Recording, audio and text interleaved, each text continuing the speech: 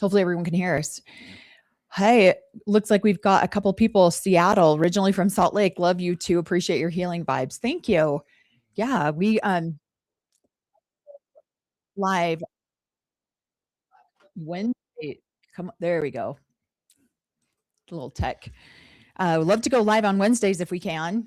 They seem to be the best days for us to do it. Why is my phone going off now? There we go. Pennsylvania here. Oh, nice. We have some family who lives in Pennsylvania too. We were doing our episode 3 of Trust Me, Pennsylvania, the false prophet, and we were just like, should we finish filming or should we go live and answer some questions and just chit chat? We love going live. We love communicating, talking to everybody. We love getting kind of like getting a vibe, pulse on what's happening. Yeah. Answering questions that might be able to put into our videos too. So yeah. So we hi everyone. We've got Texas, Kentucky, Pennsylvania. Nice.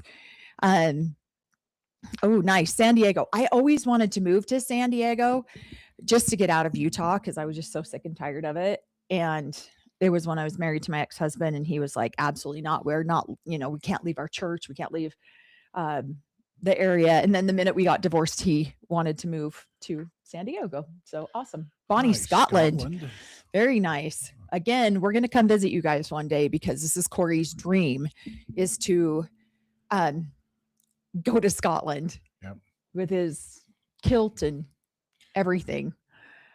For those of you that don't know, Corey has a handmade kilt from Scotland with his clan Cameron and tartan, right? Probably wouldn't wear it to Scotland. No. I wouldn't want to be mocked. So I don't know. And he does have a set of bagpipes. We don't know that he plays them frequently enough, but he does have some. And so he's definitely a Scottish boy at heart. I played them a lot when I was younger, when we could play them up in the mountains and not destroy people's eardrums. But our little girl had to struggle really hard when she was born listening to him. So Corey'd have to go to one end of the property and then play them, and it would still scare her. So so we've got Indiana, we've got Arkansas. I think we will definitely be in Scotland one day. I don't know. Yep. I don't know when, but it will be soon. We've got Scottish Irish here. Nice. So wanted to answer a couple of questions for you guys. Again, definitely want to remind people to do their healing work. We have been deep in the throes of that for the last couple of weeks. We have been, learning a ton about ourselves, learning a ton about just, so much stuff going on. Yeah. Going through the process of, we haven't spoke out for years. And so I felt like for a long time, I don't know, people still wouldn't talk to us about a lot of stuff going on, but it's kind of cool to see the people that are coming out and talking to us and having connections with us, personal connections that I haven't seen for a long time. And then again, those that I felt like I was pretty close to, or at least friends with, kind of distancing themselves because of who your dad is. So I know it's been interesting. It's this whole process of speaking out online and learning as we go, who friends are, who friends aren't, has been interesting for us both. Thank you so much. I watched your interview on Cults to Consciousness last night, the one with both of you, and it just made me love you guys even more. You're the sweetest couple. Thank you. We did that 9 months ago, maybe not quite a year ago. I don't think it was quite a year ago. We love Shalise. We love Cults to Consciousness. They are an amazing channel. I have really appreciated some of her take, especially lately. I did watch her interview with McKelty. We watched that a couple of days ago, and we are working on getting Christine to come on our channel. There's just some hoops we have to jump through a little bit. But once we're done with that, we will have her on our channel. I'm not sure. Hopefully it'll be sooner than later. And that's been fun to connect with her again. But yeah, it's been interesting. But I definitely love Shalise. Loved doing that interview with her. We did Pop Psych 2, and we were going to go back to Pop Psych, and then I got sick and went into the hospital for an emergency surgery, and we didn't end up doing another one with Pop Psych. So we'll probably hopefully do another one with them soon.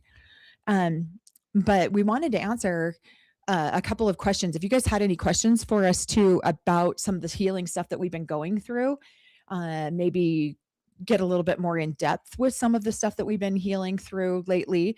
And then also, we won't do a terribly long live tonight. I know we always say that, and then we go 2 or 3 hours. We probably really won't do that tonight, just because we have so much going on.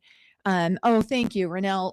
Renelle's definitely one of my all-time favorite channels as well. She says, your channel makes a huge difference and makes people aware of the high controlled groups and opening people's eyes more. Thank you. Thanks so much, Renelle. I've really appreciated connecting with you, and some of the conversations that we've had. I've really appreciated them. So Blessed Canadian says, I was in the middle of listening to your interview with Little Miss podcast while cleaning my house. I didn't want to miss your live, so I'll finish that later. Oh yeah, they reached out and asked us to do that episode with them, where they did the panel. I believe that's what we did, right? The panel. Yeah. And that was fun because we had never seen that episode before. That was a new episode for us. Yeah. So we watched that episode and then gave our 2 cents on that episode, and which was really interesting because then afterwards, if you hear like some of how Christine, so if you're not familiar with that episode, it's the episode where they did the panel where Christine's aunt came on, and then some of the younger kids from the FLDS, Colleen Snow, and I can't remember some of the other kids' names on there. And then I think Christine Marie was on that one. And then Christine's aunt, Kristen Decker, was on that one. And yeah, that was an interesting whole interesting experience, and how maybe the producers made it look a little bit more intense than it actually was. Yeah, I have a question for you. What? I heard a rumor online. You're so dumb. Aunt Kristen, your Aunt Kristen. She is not my aunt. It says that you had apologized to a certain creator online and you were in love with her and everything. Is that true? I must be living under a rock, and I'm living in the same house as you. So that seemed like it was. Is she speaking the truth there or not? So for those of you that don't know what we're talking about, we were sent a Reddit thread last night about Kristen Decker being my aunt, and that I had forgiven a creator that I felt online bullied by, who I have a very hard time with this creator's content. And Kristen Decker is not my aunt in any way, shape, or form. My grandma happened to marry Kristen Decker's dad, which was Owen Allred. She probably could connect it through some sort of marriage chart or something like that. It's ridiculous. It's so ridiculous. It's a stretch. She is not my aunt. That is a very, very long stretch. That's a very hard stretch. Yeah. I have never known her to, she was somebody that my dad, when they were teenagers, my dad had a little eye for Kristen Decker way back in the day when they were like 15. Bad your mom. Yeah, right. But other than that, no, she is not. I am not related to her. I have not apologized to my sister for anything, because I didn't do anything that would require me to apologize to my sister. So we were sent this Reddit thread. We laughed about it very much when we got the Reddit thread. I guess it's a Facebook post. There's a Facebook post out there about the Trust Me documentary, and how this particular content creator will not be covering this Trust Me, the false prophet, because she doesn't like Kristen Marie. Well, this particular content creator doxed the safe house in this, allegedly doxed the safe house in this particular documentary. So I reposted, we will be doing a live with Slightly High Historian, which is one of my very favorite content creators. We just did lunch with her about a month and a half ago we sat there with her for 4.5 hours. It was amazing. We had the greatest time chatting with her. And we're going to be going live with her on Friday night at 5 p.m. Mountain Standard Time. So this Friday night. And we will be talking about Trust Me, the False Prophet, a bunch of other things. So that will be on TikTok, and she will later then put it on YouTube. But yeah, we are not. Yes, Kristen Decker is Christine Brown's aunt. Yep. She is not my aunt. We are not related. My grandmother happened to marry Kristen Decker's father when I was a teenager, but that doesn't make her my aunt. We're not biologically related in any way that I'm aware of. And on this post, apparently there was also an like that I had apologized to my sister because I misunderstood the intentions of this content creator who goes out there and does so much more good than she does bad. I don't agree with that at all. I have never apologized to my sister for that. And my sister, as far as she has let me know, has had zero to do with this content creator in several years. Because she did, I don't know. I'll let her explain that herself. My sister, Emily Lee, she did the video with this content creator, which is then what spurred me on to starting my own channel. So I do have that content creator to thank for some of her salacious reporting that I felt was very misrepresentative, very untrue, very, I feel like this content creator is very self-serving. She's not an advocate in my opinion, and that is just in my own personal opinion. So there you go. What are you saying? Titus and Unicorn says, as far as healing goes, what is been the hardest negative belief to deprogram for you? Worthiness, I think. Especially, I feel like that's one for me that I've been going over this week, especially, is feeling worthy, feeling like I deserve some of the things that I have, or some of the things that we, I think worthiness for me. I would say one of the beliefs that was pretty much taught out of us as small children was to believe in ourselves, to believe in our own gut feeling. You always had to check with a parent or a leader to make sure what your gut feeling was, and then you'd be told wrong. And so now learning later on in life how to trust my own gut feeling. Right. And the other thing that I would say is becoming aware of the way we are raised and what we are taught. It has taught me now to question everything. I want, if something comes across, I want to look at it with a very critical thinking. And I'm always checking with, okay, I'm feeling this way. Is that because of some dogma that I was taught when I was a child? Right. And how can I change that? How can I learn something new? So I don't know, being raised the way we did, critical thinking is super important. And I try to make sure that I'm critically thinking about every decision, everything that I hear, everything that goes on. So yeah, that teaching as very young children that you couldn't trust in your own inner knowing, or we were taught that, you're supposed to kneel down and pray and do all that stuff. But then once you got a feeling that this is right, I should be doing this, then you had to check with somebody to make sure it actually was. And if it didn't fit their narrative, then they would change it. And so then you were always questioning, that doesn't seem right. But I guess the leaders, the parents, those are something that I should follow. So yeah, quite often we were told, and you can see that in this documentary, the Trust Me documentary, you're told how you feel. Yeah. You're told how and what you're supposed to think, how you're supposed to feel. And we talked about this too with the Browns, where Robin does this a lot with Cody. Are you sure that you feel that way, Cody? Are you sure that's how that makes, So yeah, I feel like we are very conditioned to only see and think and hear the things that they want us to. Your sister. Yeah. Hi, Katie Girl is on here. So Katie is our mod and she is Corey's little sister. So she is on here as well. Thank you. Yeah, I mean, pretty much you guys all know who the content creator is. I don't know why Kristen would get online and I'm not connected or affiliated with Kristen in any way. I did friend request her once on Facebook. It was declined. I don't know why she's getting online and saying these things. They're not absolutely the entire post that she did about me was not true. None of it was true.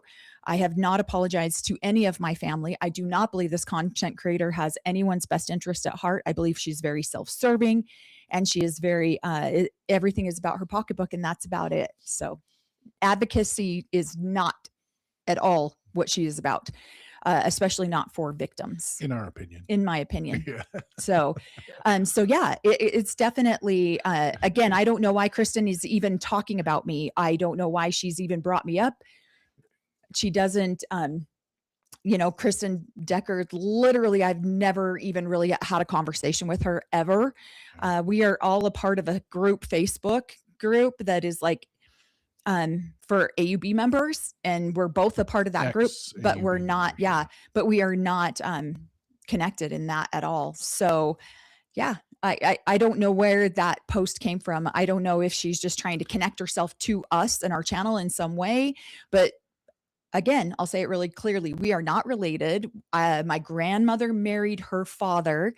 That's it. And he married her father as probably like the 15th wife or something like that. I never considered her father my grandfather. I've never considered any of his wives or any of his children related to me at all. So there you go. Okay. How I know Corey just wants to talk shit. Corey wants to put me on the hot seat because you were getting a little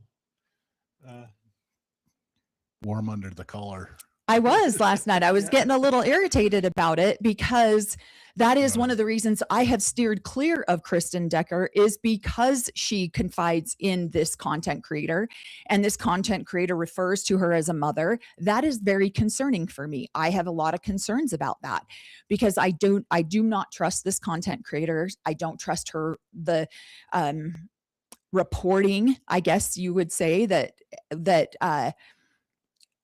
she likes to put out there. Again, she likes to talk. Now she's talking shit about me on a lot of her videos. So there you go. I don't know what to say about it. It did make me a little hot under the collar last night when we got sent that Reddit thread because I was like, excuse me, ma'am, you're not my aunt. We are not related. My grandma just happened to wife swap with your dad. That's it.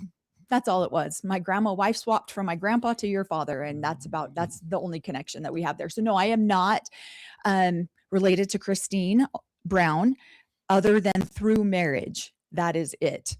I'm not related to really anyone in the AUB biologically, only through marriage. Yeah. And so, I would agree. Yeah. So Corey's family married into the AUB. My family, my parents married into the AUB. Corey's parents married into the AUB. So we don't have a lot of blood relation. We do have a lot of marriage relation, however. And I do refer to a lot of different women in the AUB as my grandmothers because they raised me as a grandchild. And they were very influential in my life as a grandchild. But my grandmother did not marry Kristen Decker's father, which is Owen Allred, until I was in my late teens. And so, yeah. So that's why we just don't, there's no. Yeah, I agree. Yeah. So very true. You've made it when people start making stuff up about you online. So congrats. Yeah, thank you. I'm like, apparently she wants to talk about me. I'm not sure why, especially because I friend requested her on Facebook. Oh gosh, probably not even 6 months ago. Cause I thought, maybe I should just give her another chance. Maybe I'm being too judgmental. Maybe I'm being too, and some post got done on the XAUB site and she was interacting and I was interacting. I was like, okay, I just need to find charity in my heart. Right. And, so I friend requested her and it was declined. So there you go. Okay. Let's Yeah, no, I haven't quite made it yet. Nobody's claiming to be even related to me. So, yeah. so Yeah. I'm just thankful that my sister on here is claiming me as a relative. So, Yeah. Yeah. thanks, sis. And my sister, as far again, I'll clear that up. And she can get on her own channel. My sister Emily Lee has her own channel, Good Enough 444. As far as I know, she has zero contact with this other content creator and has not for years. So there you go. Okay. Yep. You know you've made it when people start making stuff up about you online. So congratulations, Yeah. young lady. Right. Okay. So there was a question that I screenshotted yesterday. It says, could you explain the teachings that a woman cannot get into heaven without being married to a man or a priesthood holder, and why? If a woman never marries or a husband leaves and she doesn't want to get reassigned, does she go to hell? It is hard for me to comprehend that my salvation would be dependent on any man. You may have spoken about this many times, but I cannot recall. Go ahead. So basically, the teaching that they have is to build up the kingdom of God. You have to be a part of a celestial plural marriage. It doesn't always necessarily mean that you've, you try to, because part of that, having a celestial plural marriage, is then having children to add to the kingdom of God, and the one that if you guys live properly, you will become a god with your wives, and have your own world. And so basically, you're looking to be a part of that. Now, if somebody does not get married or cannot have children, it doesn't necessarily mean they're going to hell. This is why they do work for the dead. This is why if somebody passes away, a lot of times in secret, they will seal that person to a husband, a prophet, things like that, so that in the afterlife, especially if a young lady dies young, so that then she could fulfill that plural celestial marriage. So this is why some of the prophets, Joseph Smith, they were sealed to women that had passed on, or that they never, it was just somebody that they felt like should be sealed to that family. Heroines from history, things like that. Oh, we should wonder marry. who they've sealed Joan of Arc to. Yeah. So yeah, we were taught that Joan of Arc, because she was a heroine, was sealed to Joseph Smith. Were you really taught that? Yeah, because I've heard that too. So I wasn't sure. What I was taught too. I was kind of just being a little bit facetious. Yeah. But that's what we were taught, that because she was such a great woman, but she was died and put to death before she could be married or do it, or have this celestial marriage, that Joseph Smith. But it could just be a story. I'm sure the church would be like, no, we didn't do it. And then they have it somewhere hidden in the records that the church loves to do that. That he did actually have himself sealed to somebody amazed. This is why Sam Bateman probably sealed himself to the Queen, even though she didn't know she was married to him. So they just do it in proxy behind the scenes in their temple, and write it down in their journals that, hey, I'm now married to the Queen. She'll just figure that out later on. Yeah, we're definitely not saying that this is biblical, because somebody says, well, that's sure not biblical. The marriage rules and idea. No, we're not saying this is biblical in any way. This would be Joseph Smith forward. Yeah, this would be Doctrine and Covenant. Yeah. This would be Mormonism. This is their teachings, and this is stuff that I don't know. This would be one of those things that if you got up in front of church, the priesthood council would come put their hand probably on your shoulder and say, yeah, don't teach that over the, I don't know, teach that over the pulpit. That's in our secret temple teachings. You can't preach that to these kids that are or young adults that haven't been through the sacred temple. Yeah. So, I love this. Thank you for that super chat, Paula M. I think this has been hilarious. I would like it noted that I do not want to be sealed to anyone after I am dead. I am content with going to hell. I feel you on this one. I feel exactly the same way. I don't want to be, and we've talked about this one time before, the church does a lot of sealings and a lot of baptisms Prophecies. for the dead. What we were always taught is that, when you do this, there is going to be a probationary period after you die, and you're going to have an opportunity to either accept the sealing or reject the sealing. You are not obligated to accept it if you do not want it. And so I was always taught that growing up. So if you don't want it, you don't have to have it. So I have a sister who is Go to hell. very deeply into temple work right now in the mainstream LDS church. I have another sister who did not want to have anything to do with it, was not married in the church, does not want to have anything to do with it. Well, when she passed, my other sister went and did her temple work for her and had her sealed to her parents, yada, yada. Well, that really pissed off my brother-in-law. He was very angry about it, very emotional about it. And it was Rightfully so. painful to see how upset that made him, because he felt like she had made her position here on earth very clear. And this was done without her consent, if you will.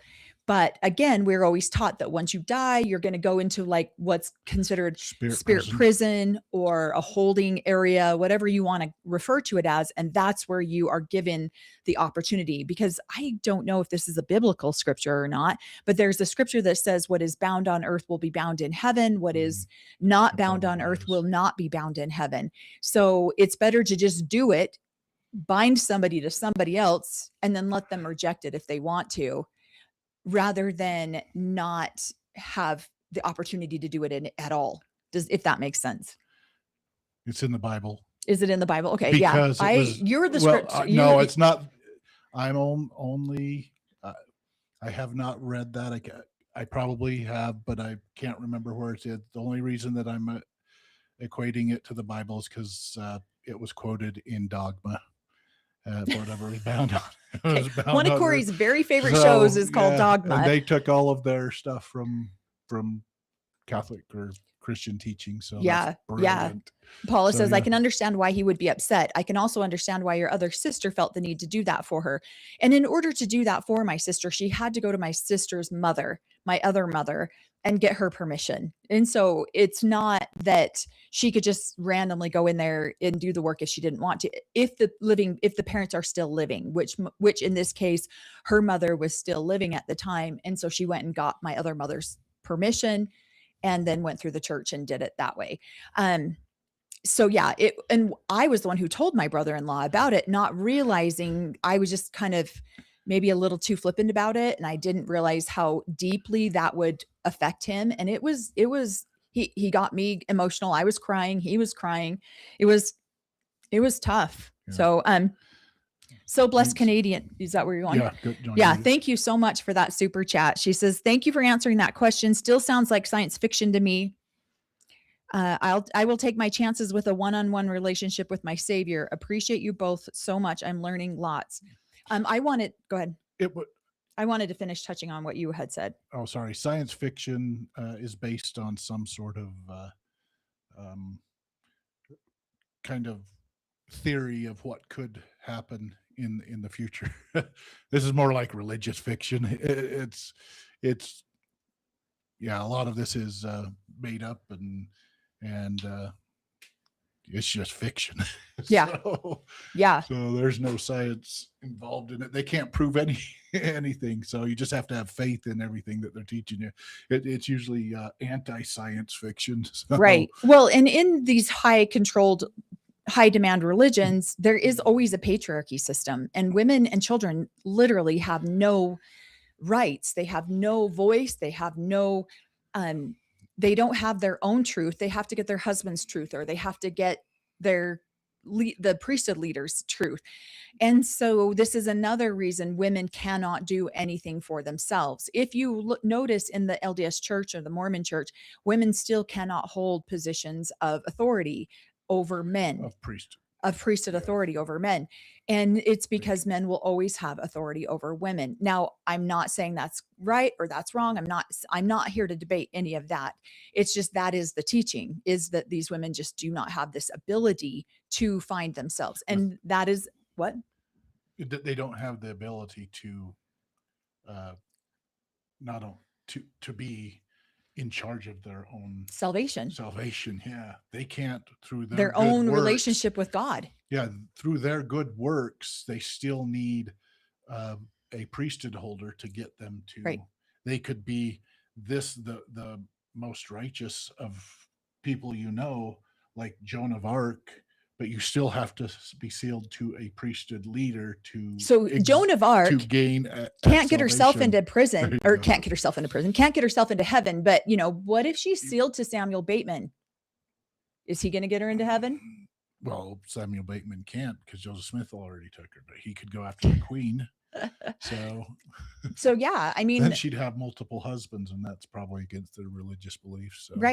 right. And so, yeah, there's a lot of, it just really depends on that. But according to these teachings, this is the teachings, is that women do not have the authority to get their own revelation from God, to get their own. Now, if you were to talk to somebody in the AUB, or even like my own parents, yes, women can get their own personal revelation, but it will always be superseded by a man.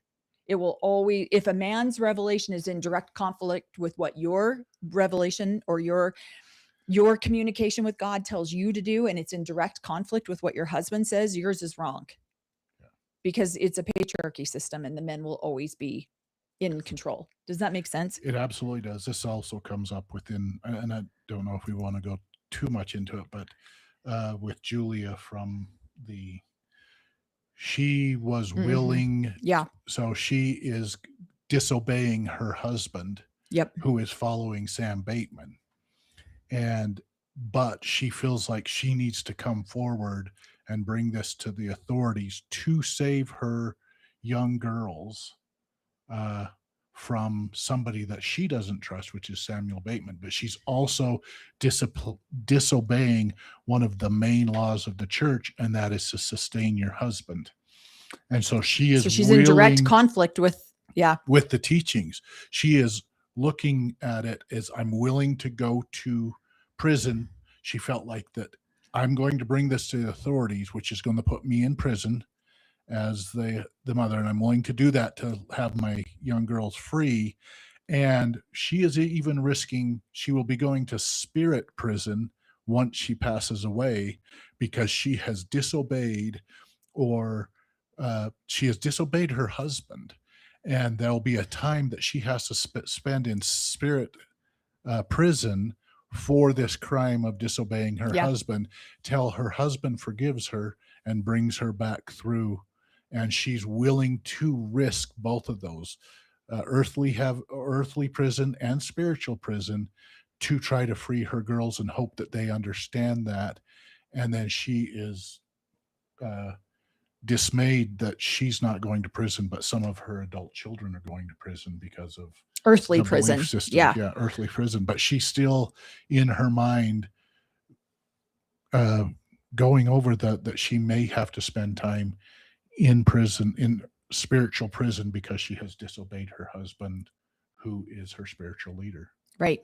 And we're going to go a lot deeper into that in our part 3 of our Trust Me, the False Prophet recap of it. We go into a lot deeper detail on that particular, what's the difference between spirit prison and earthly prison, and what are some of the things that we were taught could get you landed in spirit prison. And disobedience. Yeah. And especially for a woman to disobey her husband or go behind her husband's back, that's you go straight to jail. You do not pass go. You do not collect your $200. You're like, when you die, you go straight into spirit prison, and hopefully your husband will find it upon himself to forgive you for your, crimes of going against him. But it also did seem like Moroni was, after him and Julia got together in episode 4, he did go talk to the police and turn himself in. So I do have I still think Moroni is a piece of work for doing what he did, but I feel hopeful that he at least sees the error in his ways and went and Yeah. talked to She was earthly able to, prison people. yeah, she was able to talk to him, but Yeah. the, his frustration probably is that he sensed, and so did Sam, that she was going behind his back anyhow. And she finally admitted it, and he's like, "Yeah, you're probably right." So Yeah. Spirit we'll prison. see. That sounds crazy. Yes, that is very much an LDS church teaching. When you die, we all go into spirit prison, and that's where you will have the opportunity to either accept or reject your sealings. Well, actually, no, sorry, I did get that wrong. Yeah, There is a not breakdown. all. We can Yeah. actually put it up. There is like an actual formatted picture of what the step-by-step process. But yeah, it is. It's spirit prison. It's not pristine. It's prison. We got to learn how to pronunciate our Yes, words. we do. But yeah, it is spirit prison. And so there's an earthly prison. And Julia was absolutely, it seems like she was she had resolved that she would probably go to an earthly prison. It's the spirit prison because she defied her husband is where she was still probably struggling to some degree. I want to come back here to this question. And spiritual prisms create rainbows. So what? No. It was really eye-opening to see some of the mind control tactics in let me put this up here a little bit longer. In the false prophet documentary. Did the AUB do stuff like that, making them write affirmations and stuff? So what's interesting about this would be more of an individual family thing. I know a lot of individual families who did this, who the father was like, your family? Yeah, but we did it in, you had to practice your penmanship. It was part of schooling. And what kind of are seeing here is not only he's still raising his wives because they're still in children. school, and so they're doing school work too. We were doing our school work. Yes, you would do affirmations, whatever you were trying, but there were certain things that you would write down over and over and over again. He's just doing it, still teaching his wives. But yes, we had to learn that penmanship. It was usually a great saying, an inspirational saying by a prophet or by scriptures, or if you had not been obedient, it might be an apology that you're writing out 100 times in your booklet. So, right. Yes, I will not say naughty words. I will whatever they were. So, yeah, whatever the offense was, and whatever was required of you to make a penance for that. And so, but that is more of an individual family. Yeah. It was more like the head of a Schooling family technique. would do something like that with their children. It wasn't necessarily taught over the pulpit. That, yes, like in the documentary, she says, "I effing love you so much." Samuel Bateman, "I effing love you so much." Like the way that he gets in and controls these girls' minds is really, it's hard to see. And honestly, it feels like, wow, the conditioning that we're watching these girls go under is conditioning that we experience too. And I didn't even realize that was conditioning that we had received growing up. And so when you're out of it for so long, you don't always see those little pieces. And then when you see a documentary like this, I'm just like, oh my gosh. Yeah. And there's multiple different reasons. You were supposed to practice your penmanship so that your diaries, you wanted to write down amazing things that you heard the prophet say, or leaders within the community, inspiration. Gosh, I probably still have some of mine, if I'm being honest. And so you would write, and you wanted beautiful penmanship so that the next generation could read your testimonies of how fervent you were, because it was your diaries. Most of these families were going back into the diaries of their grandparents, their great grandparents, who were bearing their testimony of the church being true. And so we wanted to write down our testimonies for the next generation, and to to let them know the truth of the gospel. And you had to have good penmanship to do that. So you had to practice that. Yeah. That was part of our teachings, is to practice that over and over again. Yeah. So, No offense, Corey, but that's a load of bullshit. It is. But we definitely had to do that. And it's funny because my ex-husband which would part? just that they would require you to do that to get good penmanship. Like you're going to have to practice your letters anyway. Okay. So you might as well practice them with the word of the Lord. Yeah. You might as well practice them with the words of the prophet. You might as well practice them with, and so. Well, my parents had me do it. So. No, she's not saying what you're saying is bullshit. She's saying the concept of what you're saying is bullshit. Don't take it personally. Oh, no. It's not about you. No, my parents made me do it a lot. So I'm like, no. Yeah, so. No, it's not. Definitely, she's not saying that what you're saying isn't true. She's saying that whole concept is crap. Okay. Like, why would you have to do that? Because again, you're going to have to practice your penmanship anyway. So why not practice in the words of the Lord? Yeah. And why not practice? It's because, and that's why I'm saying I probably still have some in my basement. I did keep a lot of this kind of stuff. Because my ex-husband would say something and I'm like, oh, that's profound. I should write that down. And then I would write it down over and over and over again. And so, or my father would say something. In fact, I even have in my scriptures, in the Mormon church, in the LDS church, we would have what was called triple combinations. And you would get this really thick book. And it would have the Bible, it would have the Book of Mormon, it would have the Doctrine and Covenants and the Pearl of Great Price, all of your scriptures all in one big binding bag. And you'd like have it in this little bag and you'd pack it around. So we'd be in church or something and my dad would say something profound, or Owen Allred was the prophet for my whole life. And I would write down what they said in the little lines on my triple combination. And there was empty pages, there was blank pages in this book, and I would write them down there and I would rewrite them. So yeah, it's very much true. Yeah. So mine was pretty filled in too. But yeah, that's what I'm saying. We should. So it's funny because when we stopped going to church full time, my kids were like, why are you guys going to keep these? But for me, I kept them because they're like a journal for me. There's stuff in there that I wrote from when I was so small.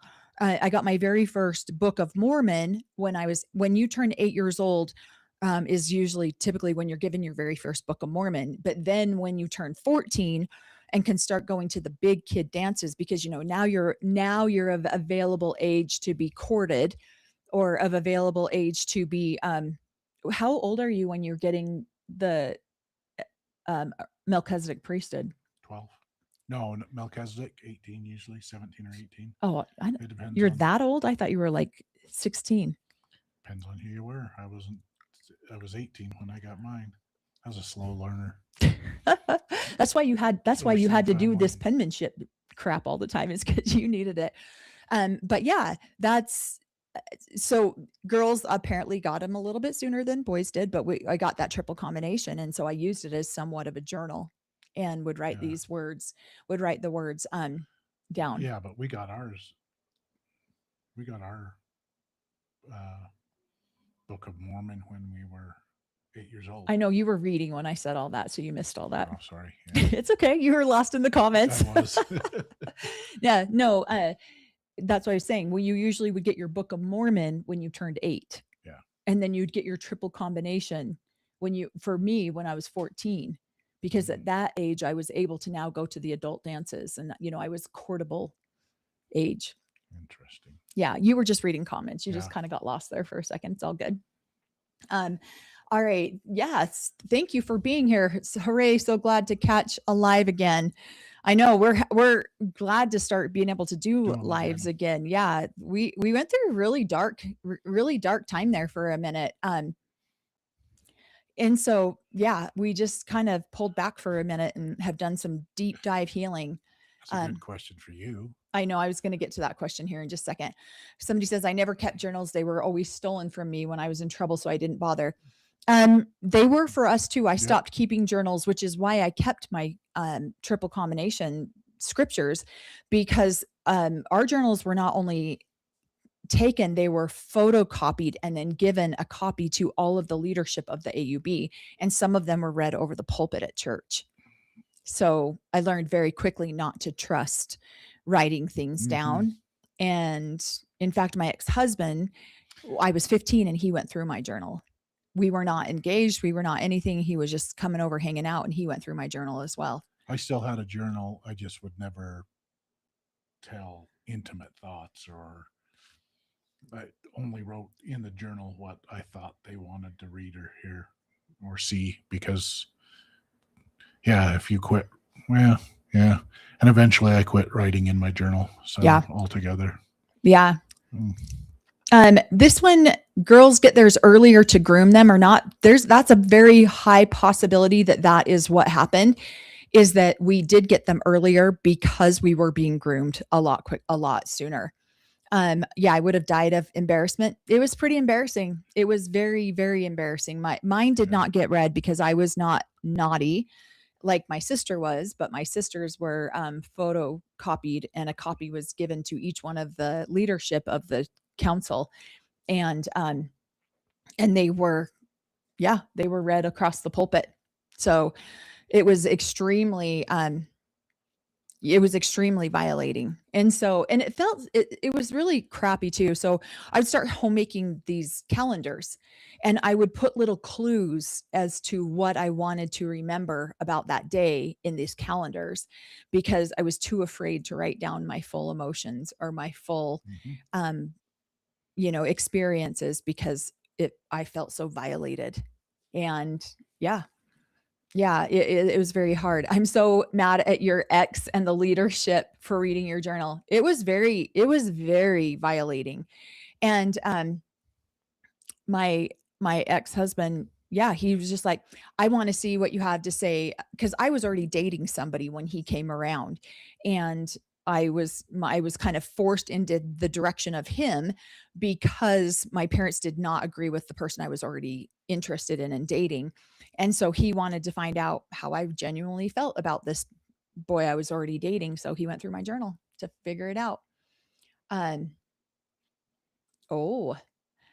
I left the LDS, I declared that the triple combination was actually Gadianton's secret combinations. Corey would agree with you. Yeah.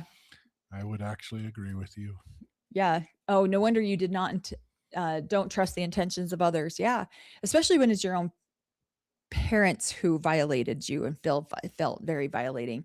And so, it's my little sister is only 17 months younger than me, and it was her journal that was read across the pulpit. Okay. So Katie answers the question. The adult women in my life did not shave their legs. My dad did not allow us to shave our legs either, but that was the family rule for the girls. So the question that she's responding to was, if you wore the long garments, did you shave your legs? We were both wanting to get back to that question.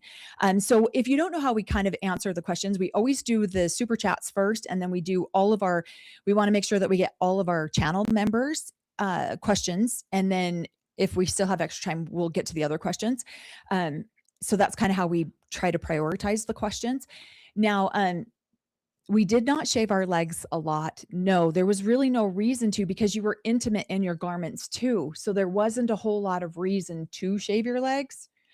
I saved a fortune on razors. The prickly hair would help hold them down so that they weren't riding up. Oh my gosh, that's so funny. Yeah, the prickly hair would hold your garments down to your ankles so that they did not ride up and make, But no, I did not shave my legs a lot growing up. I always did me personally, I always did my armpits. That was a personal choice. And that was just because for me, it felt hygienically, it felt cleaner for me. And so I would always at least shave my armpits, but my armpits was it. That was all I shaved, because it was just not, there was just no point in it. Again, we were not taught to, at least I was not, how to care for stretch marks with babies, because you don't need to look at your body. So I had my first baby at 17, and that was brutal. It was very brutal. And so we were not taught how to do basic maintenance for your body because there's no point in it. Your body was a vessel to bring children to the earth. That's it. It really didn't even belong to you. It belonged to your husband. And that's why your purity belonged to your husband. That's why your virtue belonged. That's the children that you bear. Everything belongs to your husband, and it belonged to your father before then. So it was seen as vain to worry about such trivial things. Hopefully that makes sense. No, it was not Emily that had her journal read across. Emily's 8 years younger than me. I know people think she's older, but she's really not. She's really 8 years younger. It was my sister who was she's just about 17 months younger than me. It was her. And it was not, no, Emily didn't, she grew up a little bit in the AUB, but not as much as, like, we were fully immersed into it when we were younger. But by the time Emily got old enough, then I had left, and my younger siblings were not as engrossed and raised in the AUB as the older ones were. So, and my parents learned a lot. My mom learned a lot. My mom's a completely different person now than she was. She was doing, that's what I love to see about Julia in this show, is because she's following her husband's order. She's doing what her husband has told her to do. She knows there's going to be repercussions for this in the spirit life, in the afterlife, because she's now gone against her husband and spoken to the FBI. And yet she chose to do it anyways for the betterment of her children. And I feel like my mom was very much in that mindset when us older kids were younger. She very much did what she was told by my father. And I feel like she had to learn some things very hard. And she and then came around to where she stood up for her children a lot more than she did when us older kids were young. So the older kids tended to be crash test children, where the parents tried out different types of discipline on them to see if it worked or if it damaged them. By the time they got to the next group of kids, they're like, yeah, let's not mess up this group of kids. Yeah, I feel like your parents did that too. We locked our children in pits. They were traumatized, and now we're not going to do that to the next generation. The whole generation. Let's right. And so I feel like when you are so conditioned to do everything, Julia even says that in this documentary. Moroni started following Sam, which then, of course, made me have to follow Sam. That is very much how this religion works, is what the husband does, the wife has to do. And so I feel like my mom very much learned to take a stand for her daughters. My mom had 7 girls, and she had to learn how to take a stand for her daughters. And I feel like she did that she had a crash course with, so she has 2 girls, myself and my younger sister, and then 2 boys, and then 4 girls in a row. So I feel like she really had to, she figured that out very quickly. Okay. Let's see. Hooray for hairy legs. That's funny. I actually then went and did laser hair removal in my late 20s, early 30s. I went and did laser hair removal. Best thing I have ever done in my entire life. Yeah, I tend not to shave my legs much in the winter. Long pants, no shorts, no swimsuits. I know. I feel like it's just such a waste of so much time. I feels like, woohoo, made alive. Oh, Spooky Micah, you had commented on something earlier, and I meant to respond with, hey, we're going to try to go live later today, but I don't know if I actually got that done or not. I apologize. We're doing a million things today. Let's go back up here to this one. I think my parents, if they'd had more children, would have been different parents to them than they were to me, not because they loved me less, but because they learned some things from parenting me. Yeah. And again, that's what we hope so, right? Mm-hmm. We hope that you do the best with what you know at that time. And when you know better, we tend to do better. That tends to be human nature, is when we know better, we tend to do better. And then somebody commented about waiting for our divorce video. It's funny because we just had more of an in-depth conversation about that, which we haven't really gone into in depth about why we got divorced or how we got back together or anything like that. That's been something we've been healing through too, even just recently. How do we want to talk about that? How do we want to present that? Because we absolutely want to. I'm ready to go right now, but we're gonna work Oh, making sure that we're uh, both very there you go. comfortable talking about it online and going through that motion. Just threw you under I that feel bus. like I got just thrown under a bus. I threw you right under that bus and just ran your ass right over. Yeah. So yeah, so we are just working on how to go through that. All I can say right now, the divorce was my fault. It was I initiated the divorce. I'm the one who left. So it's just one of the things that I feel like it's just how do we talk about it where we both feel comfortable and safe about it. Mhm. But yeah, the divorce was on me, and yeah, we'll get through that. We'll start talking about that. Yeah. Let's see. Sorry if you went over this already. But was Christine Marie in the Harmston group before this, or am I remembering her story wrong? I don't know if she was. I was curious about that myself. Mhm. I wasn't sure about that. I don't know if she's put it out there. If she has, I have not seen it. So she might have a documentary or something out there where she's put more of it out there, but I don't know.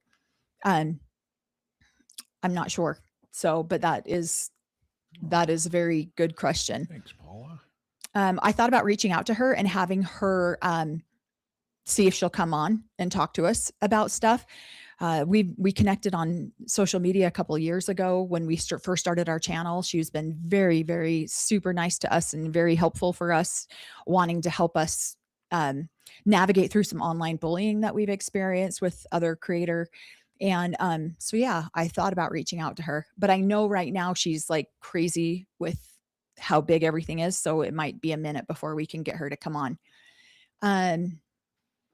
Thank you so much, Paula. Paula just gifted five memberships. Thank you so much. That is amazing. We truly appreciate the support everyone's given us for our channel. We really do.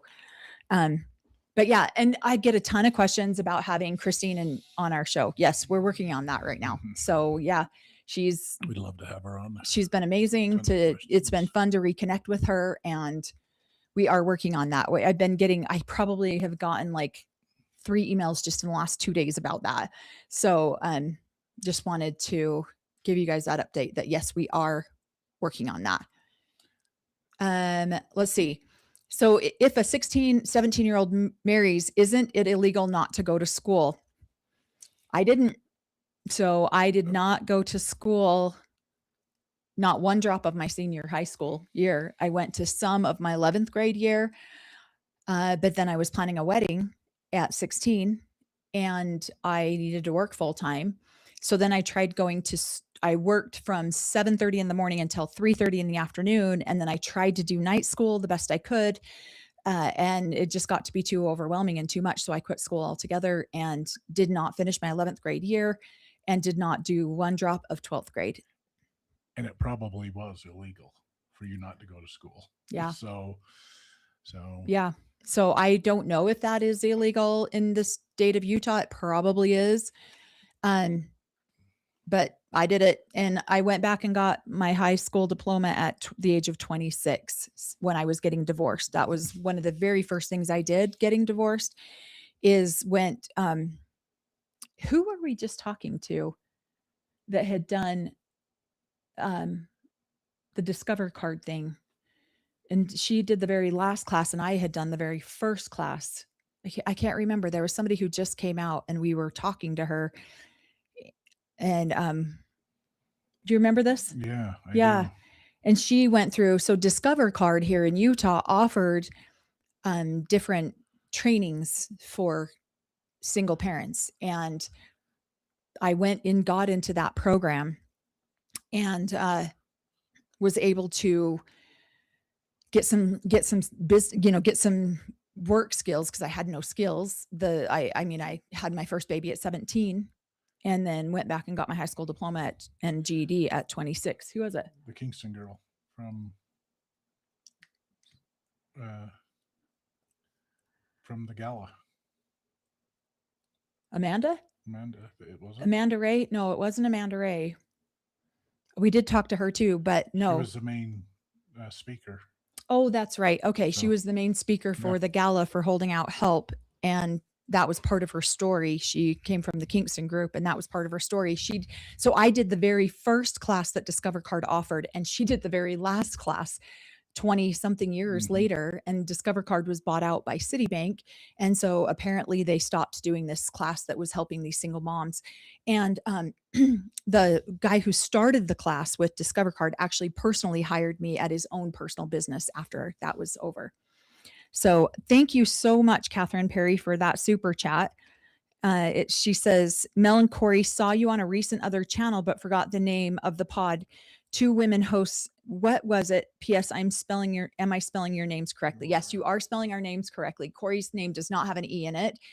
Sometimes AI just defaults it to an E, which is super frustrating. I'm always trying to correct it, but it is with Little Miss Recap. Yeah. Is where I think you're talking about. We did one with Legal Pop Psych. We did one with those 2 girls, and then or 2 women, sorry. And then we did one with Little Miss Recap just recently. We did it on Sister Wives season 6, episode 9, and that's the one where they had the panel, and everyone came on that panel. Let's see. Where do you think you got that jacket? Spooky Vodka. The DI, I mean, or secondhand store. That nice. Most people don't know what the DI is. So DI is Industries. Deseret So Industries. It's Salvation Army. It's the thrift store here that the LDS Church runs and owns. Every time somebody within the community passes away, they collect all the clothes out of it, go clean it, and resell it back into the community. So I had definitely a 1960s suit that I thought was really cool when I was a kid. Okay, but my mom gave me a suit that she had from when she was modeling. I'll actually post a video of it, and it's still. So my mom got it. I want to say when she was in her early 20s, and my mom did some modeling back then, and she had this suit, and then she gave it to me, and I wore it in my mid 20s when I needed a suit to go back to work. To go actually start work because, I was a teenager when I got married, and I still have it to this day, and it still fits, and I love it. And it is like a vintage piece that I absolutely love, because that would be 50 years old. Well, maybe not quite 50. Yeah, it'd be over 50 years old. Yeah. And I absolutely love this suit, and I will keep it forever. And I think it's very cute. But Corey, I'm like, we got to make some TikToks on that, because every time he'll get up from the couch to go get a drink, he'll turn around, pray for me, Mel. Like, what? You're not going to get your drink of water from the kitchen that easily? Well, I got to parkour into the kitchen. Hike. I just hike. Where'd you learn how to hike? Yeah, it's just hiking. So what were we saying the other day? I'm like, where'd you learn how to fly? Oh yeah, I was just flying. I'm like, where'd you learn how to fly, Corey? Jumping off the roof, trampoline. I just flying. So. Oh yeah, that's you're jumping off the trampoline. Where'd you learn how to fly like that, Corey? Oh yeah. Yeah, I just have to I'm trying to build up my special confidence. So, or my prophet confidence. Like he was just born with it. So. Yeah, it's funny because we made our video, right, and it breaks it down into little clips for us. Our program does, and one of them was like, what was it called? The confidence of the simpleton. Yeah.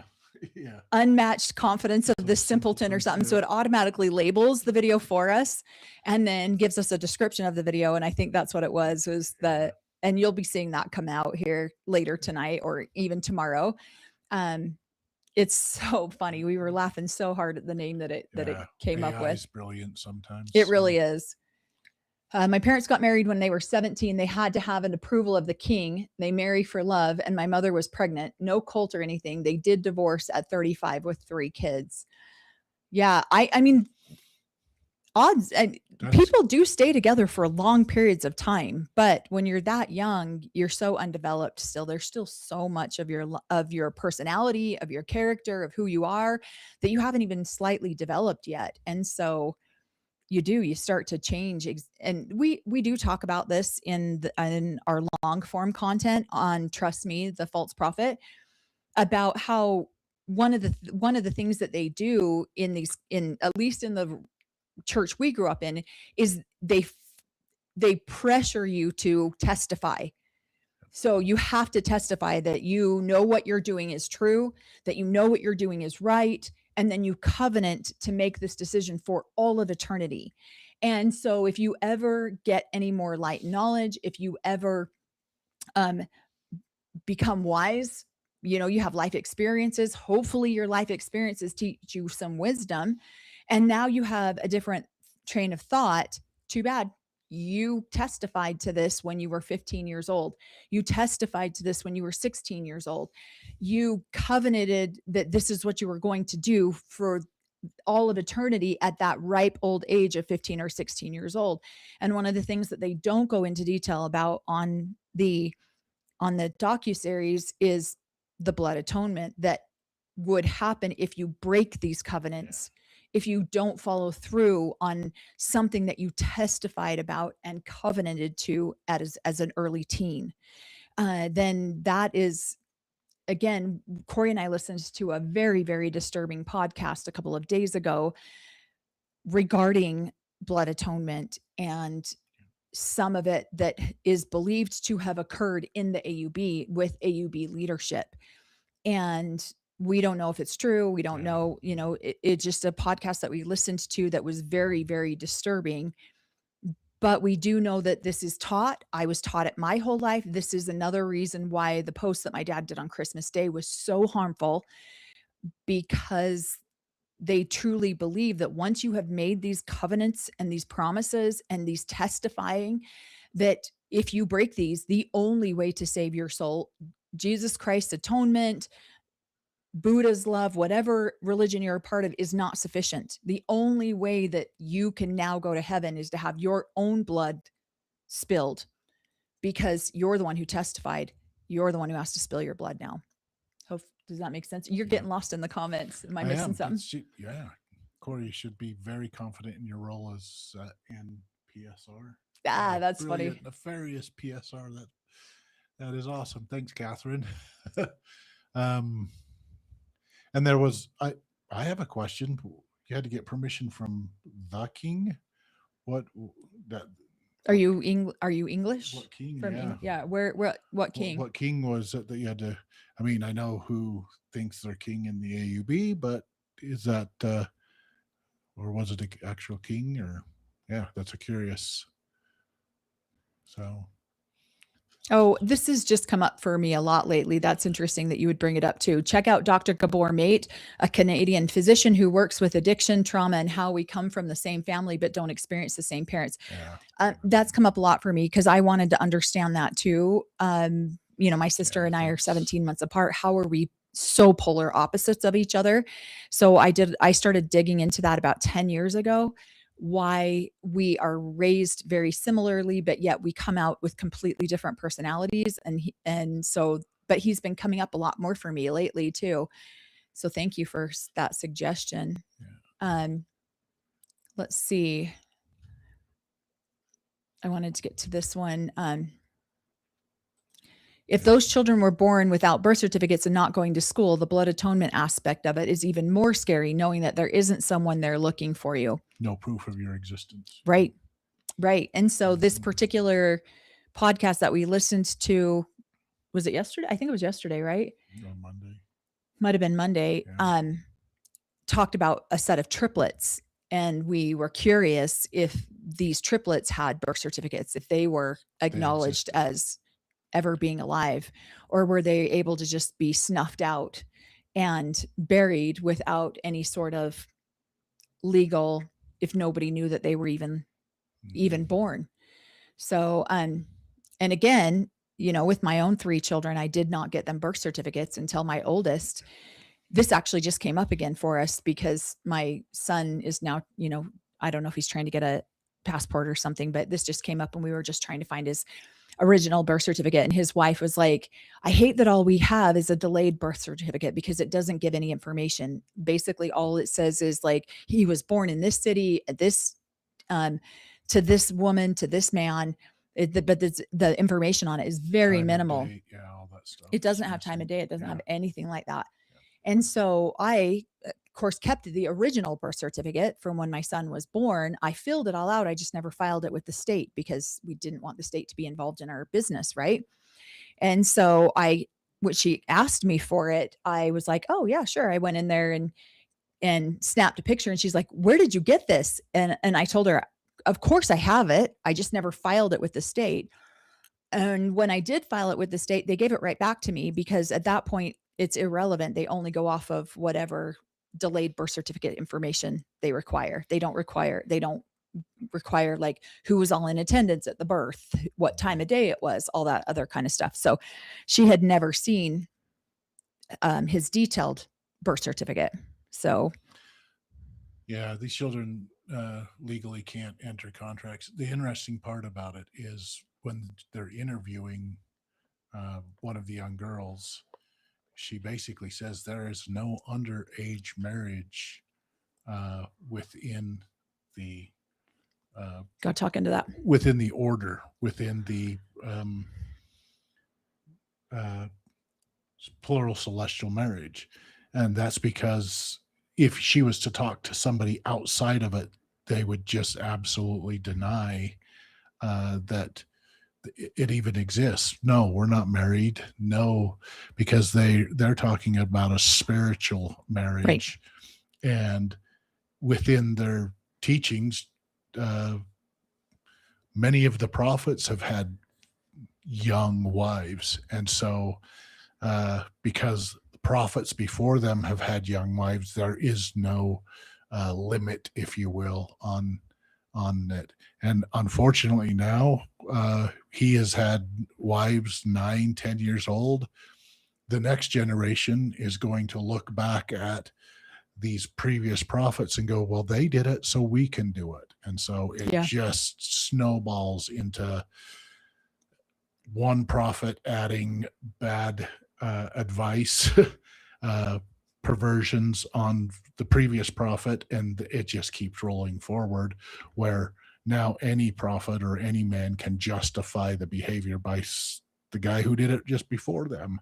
And we were talking about that earlier today as we were watching some of this documentary, and we were talking about that because I'm like, what is, my father's the current leader. What is he currently doing? Like, we can look back on the ones who have died and talk about what they're doing, but what is he currently doing that when he dies, we're going to look back and go, probably shouldn't have been doing that. And unfortunately with these documentaries, there's those of us that watch those documentaries and go, oh my goodness, I cannot believe this is happening, this perversion. A lot of people are surprised that this is happening, but current prophets are analyzing these documentaries too, going, well, wait a minute,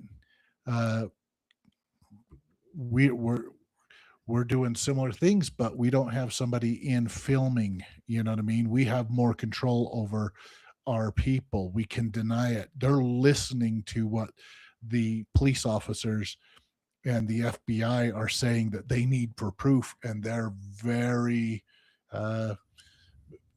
they're making sure that proof doesn't exist in their cases. They have plausible deniability in it.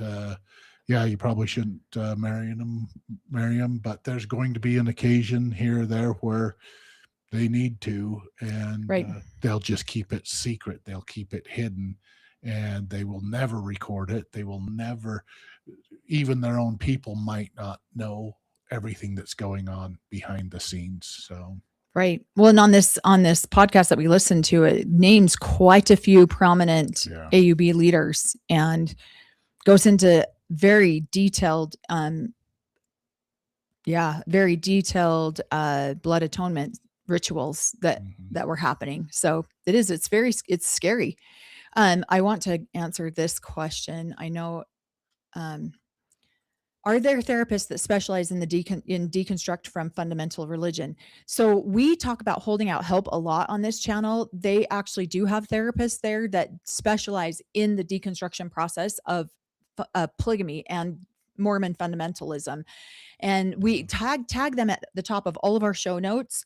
We have Holding Out Help, and then we also, right underneath Holding Out Help, there's another website that we've added called justice.org, I think is what it was. And both of them, so the second one, it's justprotect.org. They actually are a website where you can donate to have there's sometimes costs that come up in court cases, like paying a constable or paying a court recorder, that a lot of the people do not have money to have. And so a lot of times that burden falls onto their children, or it falls onto, because these attorneys are already doing all of this pro bono. So justprotect.org is a site that allows people to donate to cover those out-of-pocket expenses in a court case. So like in my mom's particular situation, she's suing my dad. There is a lot of out-of-pocket costs to that, because there's a constable that has to be paid to serve papers to my dad and a couple of the other wives. There's a constable that needs to, there's a court recorder that needs to be paid, things like that. So we started promoting that site as well. But yeah, Holding Out Help, and all of these are free services that they provide for people who are coming out of fundamental Mormonism. I wanted to get back up here to this question. In prison, the lowest inmates are targeted if it gets out that a child essayed, or how is Jess not getting attacked like some others? I've heard that he has. This is just speculation of things that we read online. We have no knowledge of this, no firsthand knowledge of this. But I heard that, he did have to be in a protective area for a while because of that. I thought he was in isolation for a while. Isolation. Yeah. I don't want him teaching anybody. Yeah. So. Yep.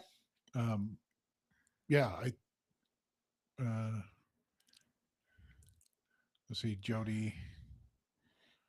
Which one do you want me to grab? Sorry. Yeah, there we go. This one right here? Yep.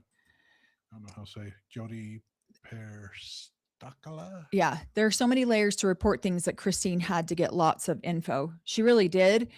I know I've seen a lot of criticism about how she went about things. Again, I don't know a lot of those details. I don't know a lot of the behind the scenes to any of that. Christine and Tolga. Yeah, they were shooting from the hip. They didn't have people guiding them. I know, right? This is what you need to get. But there's a lot of criticism that they did it for self-gain or for self-promotion or anything. And I don't know, my personal experience with Christine Marie and Tolga, it was not that she, was very kind to me when we spoke. She was very, I felt very, I don't know. I felt very, thank you. That was the word. And help. Right. Help us. And she just did it out of the kindness of her heart. So, and if you listen to her story, she went through a similar process, and then she wanted to help these guys,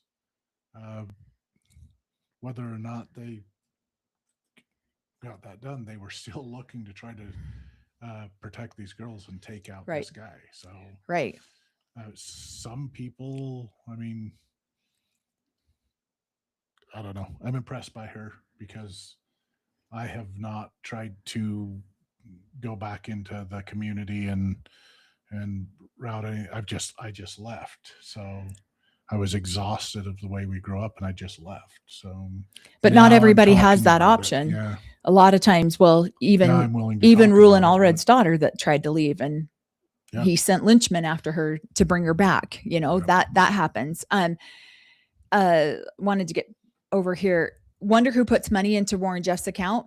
They want to hear his revelations. They want to hear his prophecies. So I'm sure his followers do. That is another thing that Sam had his accounts replenished all the time. That's how he was able to get, video time with the underage girls. That's how he was able to do a lot of that stuff. I want to get to this one. I feel like Woodruff or Taylor, who knew one of his wives as an infant and then married her later, 9 or 10, might seem like a lot older when you are that age. Yeah. Well, I guess when Wilfred Woodruff or John Taylor knew one of his wives when she was an infant baby.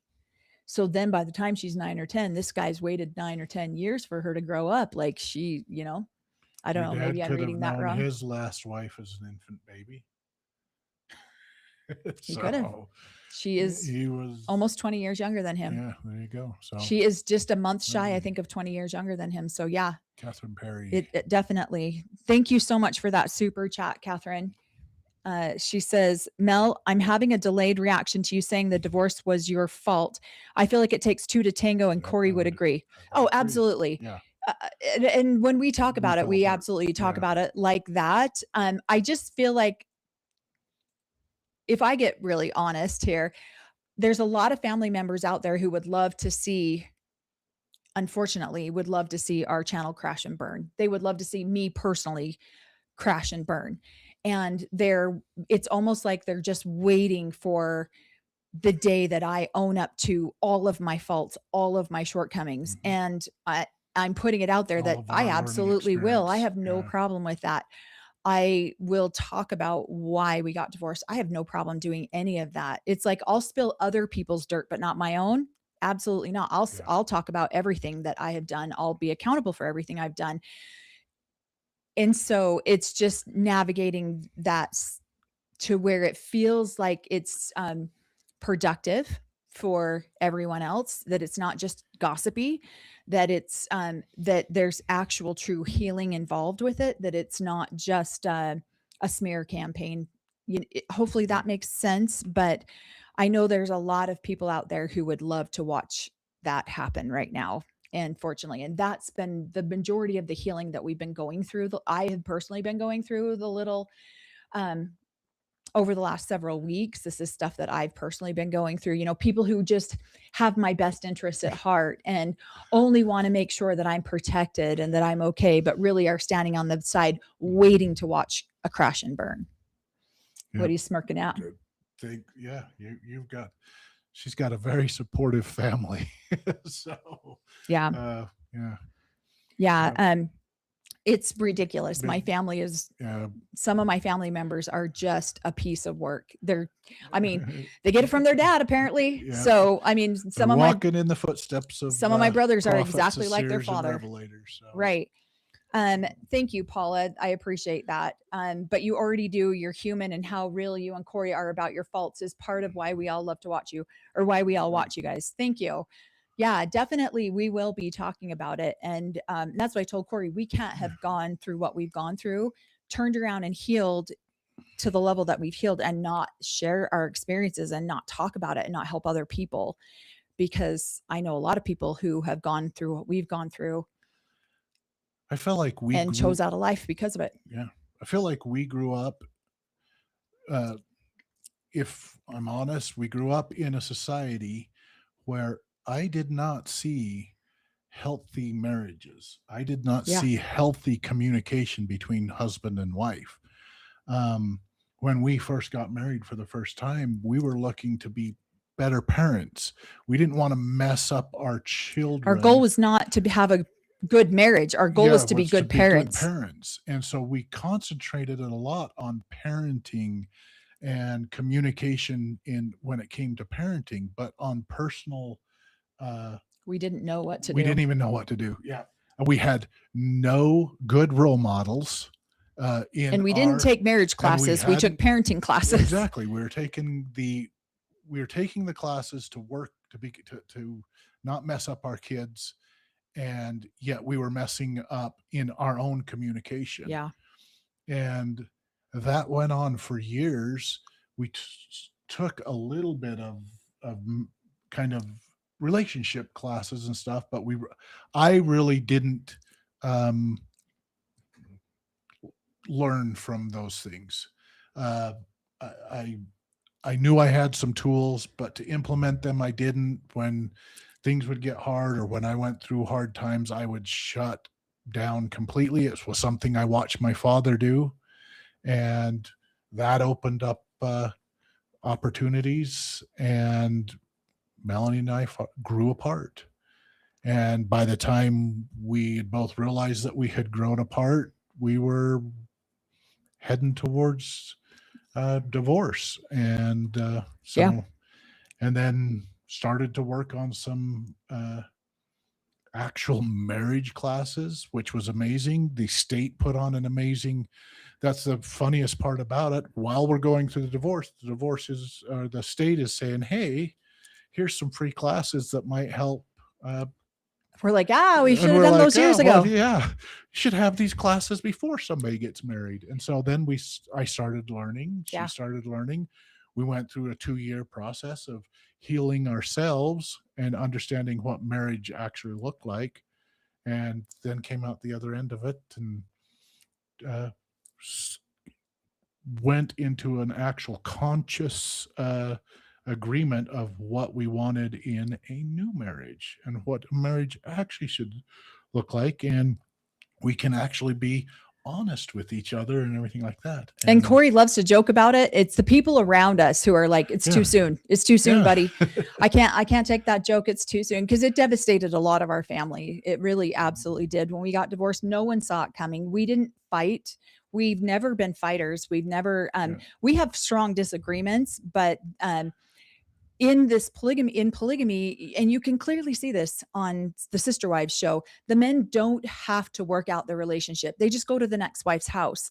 Yep. And even if you're in a monogamous situation, that's how you'll tend to handle it, is just, I don't want to talk about this. I don't want to deal with this. And I think for us, one of our biggest things that got switched is, and you guys can see this in our energy when we're up here talking, I became very masculine dominant, and Corey became very feminine dominant. And I tend to get very masculine dominant, and I can take it to a toxic level. I can take it to, this is what's happening. And I tend to get very masculine in my energy and the things that I do. I've always, I genuinely wondered if I was born the wrong gender, because I always felt so masculine in my energy. I didn't feel like I had a lot of feminine energy about me.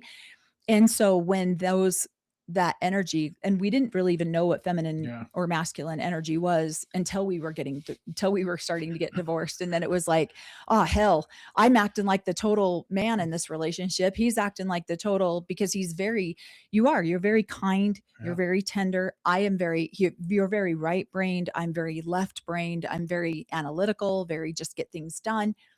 And, I'm very say how things are. Let's just get it out. Let's spit it out. Let's put it on the table.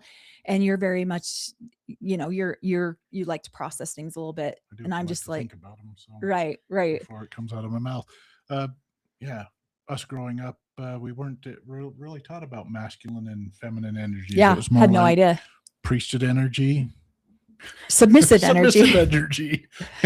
You didn't learn the submissive energy. I missed the submissive part. I did. I missed the submissive part. And I was like, okay, mother effer, we're not submitting over here. So now what are you going to do? So yeah. And you don't have the priesthood, so let's go. Oh my God. I never said that. Do not make that sound like I said that. I never did that. But yeah, we definitely got our energies unbalanced. And that is another thing we've been learning this last few weeks, is that when I start to feel very vulnerable, which I did in July when I had an emergency surgery in July, I started to feel very, very vulnerable. And then I switch into a masculine energy and I start just getting shit done and making things happen. And then that becomes very unsafe for Corey to function in his role in our relationship. And so that is something else that we've been actively working on. Over the last couple, I love my masculine energy. I actually really do. I love this comment. Maybe that masculine energy helped you stand up for what was right. Absolutely. I love that masculine side of me, but I can tend to take it to a toxic level to where no one else around me matters. I'm down to business. I'm just making shit happen. And so that can get toxic. Definitely. But yeah, we definitely want to talk about it. It's just, how do we want to talk about it? Again, right now, I will just blurt it right out. I'll just say, this is what happened.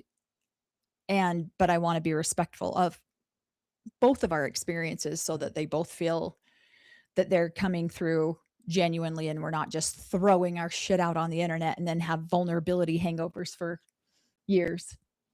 Hopefully that makes sense. And I saw this, you did not offend us with the question about, no, did not mean to cause any pain with that question about Woodruff or Taylor. No, not at all. When we say stuff like that, it's more of a mocking or a jest. And I do love you, Katie. Thank you. There is family members that love Mel and her imperfections, just like she loves us. Yep. Thank you, Katie. We absolutely adore you. Yeah. She So, gets most of her judgment from my family. her side of the family that are still living in our first marriage. So We're like, dude, we moved on from that marriage. We don't live in that first marriage anymore. You need to. But they sure like to talk a lot of shit, and so that's the funny part. They're doing the exact same thing, following in the same footsteps as we did in our marriage, but they'll judge Melanie for living It's everything. ridiculous. So I get so exhausted with awesome. it. Corey, I tend to either sob or shut down when things get difficult for me. I didn't learn that from either parent. Yeah. I had 10 parents, so there were. You're so screwed, buddy. Yeah, there were. Yeah, I definitely learned that probably from, if I'm honest, probably my dad. If he didn't feel like,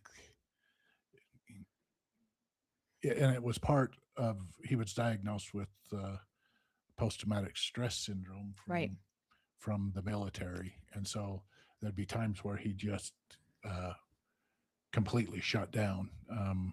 So yeah, and I'm pretty sure I learned that, or being raised that way, suffered a little bit of that myself. So I've gone a lot of therapy, and so I've got some family that go into therapy too for similar things. Yeah, no, it's definitely helping us. Gender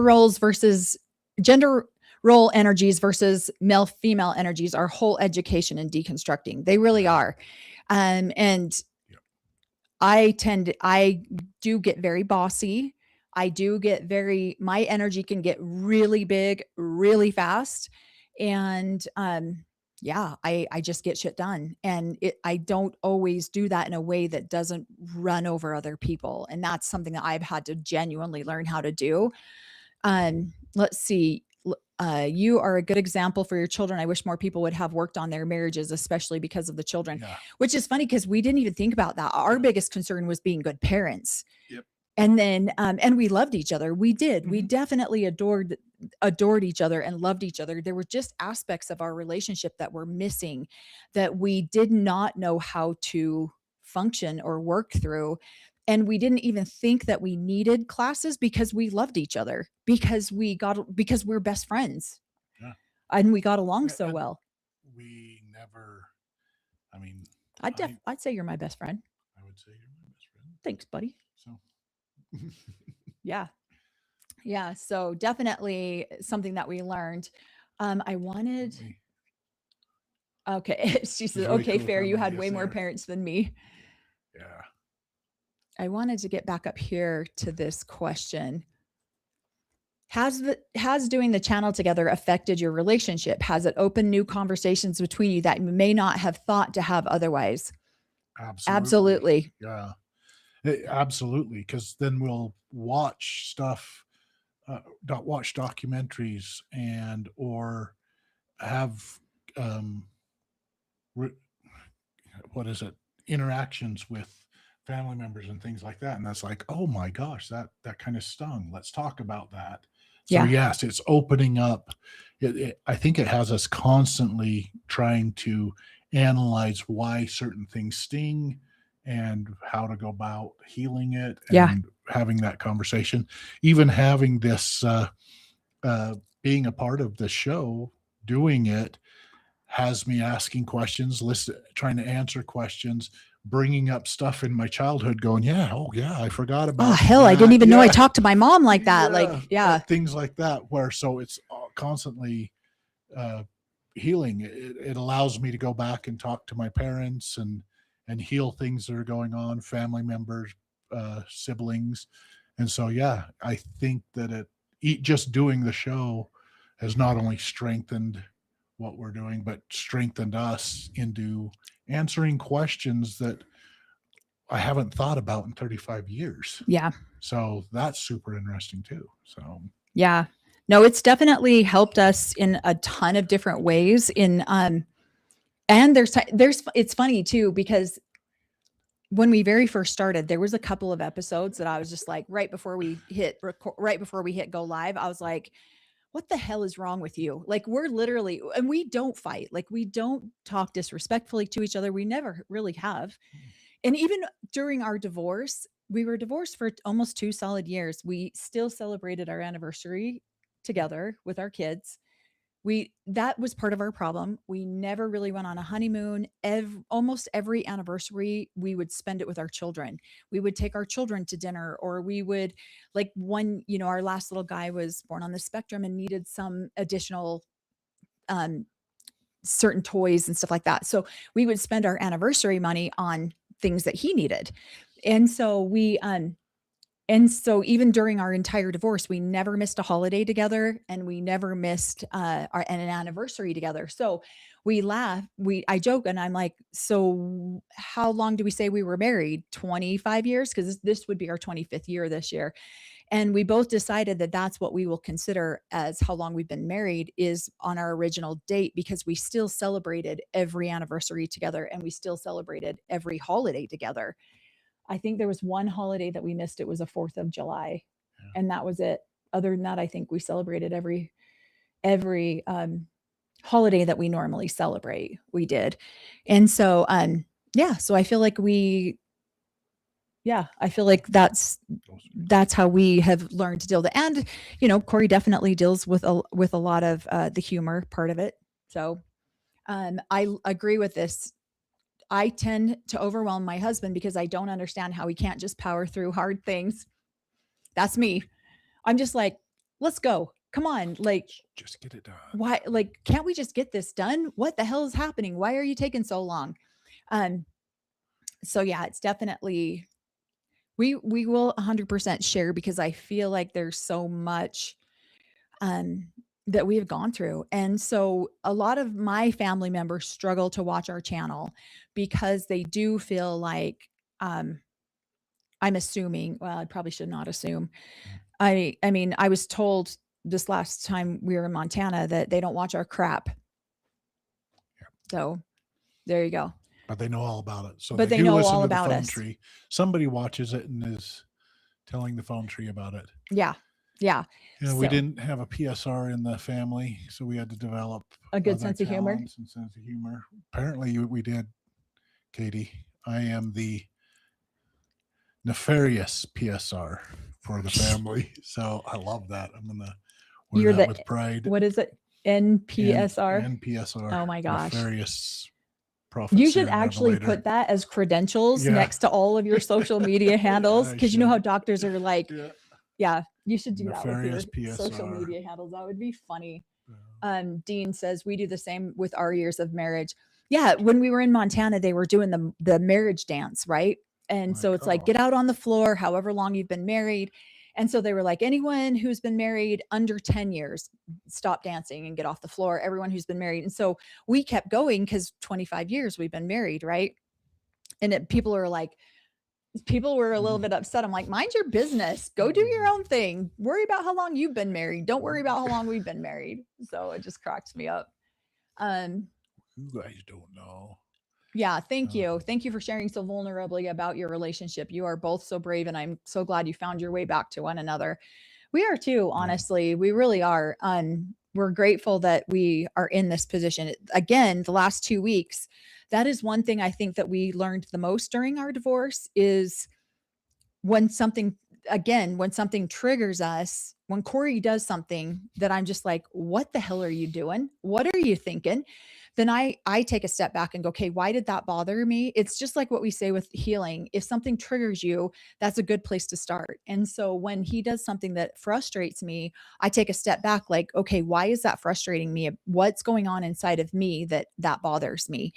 And I think that's the number one thing that we learned about getting divorced is just looking at our own situations and what we do, rather than looking at, hey, and I'll tell him, you are pissing me off every time you do this. And so what the hell is happening inside of me that's making you so annoying? Like, and so what? Like breathing? Like breathing. Oh, yeah. And so what is a gun? Let's see. I don't know. Maybe I don't understand the full question. What is gun culture like in these groups? Are you saying like, do people believe in having them? Are you, I mean, Yeah. I can only kind of verify it with my family, the way we grew up. My dad was military. He expected, so he had firearms. We lived in Montana, so we had to yeah, hunt for our food. We did. We had a huge family, so we were all got hunter safety at 14. We had to learn how to uh, clean firearms, carry them properly, trigger guard control. You never put your finger on the trigger unless you were ready to you had it pointing downrange. We learned all of that stuff, and we learned how to hunt to bring food in for the family. So, yeah. but we grew up. Yeah, we grew I up. and then in- I know some people who live in who Yeah. are part of the AUB that have never even seen. Yeah, they don't even Yeah. have firearms, so don't. But my dad was, uh, yeah, he was military. Some of the people up there were military. My brothers all taught us how to hunt, so we did. And Yeah. you lived in the And we woods, in lived the in mountains, woods, so and it's we needed that food. We would go get our well, and even just self-defense at times too, because there's large animals up there. Bitter at Selway, the Bitter at Selway areas where we were at, and they had the wolves up there. They had Mhm. There was a lot time. of black bears, but grizzly bears would come down. Yeah. Mountain lions would come down. So into the community, because we're up on the mountains. Well, the there, one little so kid who got pulled off Yeah. his front lawn, they were sleeping out on the front lawn and he got pulled out of his sleeping bag by a bear Yeah. by his head. And so he survived. he but, did survive, but but they were up there. yeah. We lived in the mountains. We lived in the and Yeah, so did I think that, that's so, more of an individual thing. It's not necessarily at least not in the AUB. It could be different in but other communities, but it wasn't in the AUB. It wasn't something that was taught. They well, had but Boy then- Scouts like any other, yeah. the Mormon Church is a huge sponsor of the Boy Scouts, and the AUB was no different than that. But I don't know. But then again, we weren't a big family, or we weren't a well-known family, so we weren't invited. One of the kids went on there and said that they had part of the militia. I'm like, we weren't invited into any militia, and we weren't part of any of their militias. And if they gave that guy, I don't know. I don't know how that family. I just kind of had met that family occasionally, and yeah, Look at you biting your tongue. I know I would not want to. I wouldn't want to go hunting with him in case I got accidentally shot in the butt. So yeah, I don't wouldn't know. want that guy defending me. Is Yeah, I basically don't. what he's Yeah, saying. that's He what- does not want, and that was on escaping polygamy. They started Yeah. talking about. Maybe it wasn't just that one. Wasn't there Keep Sweet or something like that? Yeah, There was I don't another know. documentary series where I think they did like, or escaping my cult or leaving my cult or Yeah. something like that. And there was one episode about the AUB and their huge militia that they have. It's ridiculous. But And that was in a Southern United Order that he's saying that all went on. And right. So, And they literally live on a mountain with and we mountain. There Yeah. you go. I'm going to make sure I we had pronunciate. the Northern United Order, and yes, everybody would hunt and do stuff like that and carry it around. But I don't know. We didn't get patches, Yeah. unless we were in the Boy Scouts. When We got- when that kid came on, Corey was like, "Oh God, I hope that that's not Yeah. real." I with the raid video in the show, I was worried about that. People say people says Yeah. Waco all the time, so I didn't know if that was an actual equivalent. I think that honestly, that Yeah. is dependent. That like I don't know, that's an individual. But with the AUB, it was not. There was not there this. could have been.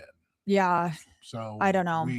I feel like a lot of that gets embellished. It's very over dramatized for TV. It's very over dramatized for certain content creators that want to make a bigger story out of it than it probably is. I get criticized on this content creator's channel because I don't give enough credit for some of these things. But I mean, come on, look at Samuel Bateman and what a simpleton he is. And again, that I don't want to take away from somebody else's ability to pull out a No. Waco. Okay, let's see. Is this what you wanted? I'm reading a book called The Order, and it's about a white supremacist group that robbed a lot of banks. They were in the Bitterroot Mountains.